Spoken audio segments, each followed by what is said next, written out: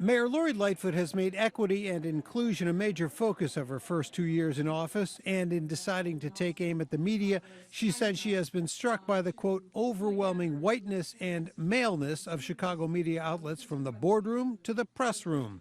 In a two-page letter to members of the media, she wrote, "It is impossible for this glaring lack of diversity not to be reflected in the daily coverage of government, politics, and city life every single day."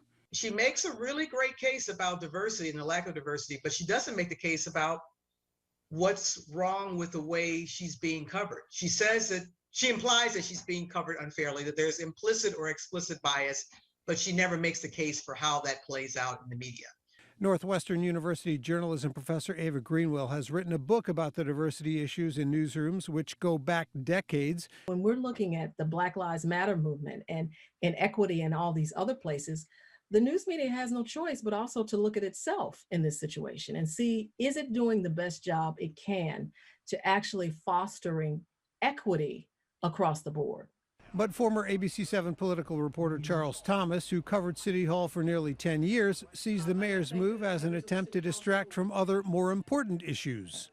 Is the crisis diversity, or is the crisis crime? I would suggest to you that a bigger crisis is crime. A bigger crisis is city finances. A bigger crisis is public education in a city where the schools, the public schools, have been closed for a year and a semester.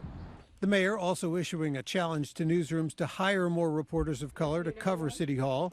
The president of the Chicago chapter of the National Association of Black Journalists sees the letter as no big deal because diversity in newsrooms is something they've been fighting for years. Yes. It's a great public relations move at her 2-year mark, but it will not mean that Mayor Lightfoot does not have to answer for her deficiencies, her weaknesses, as well as her accomplishments over these past 2 years.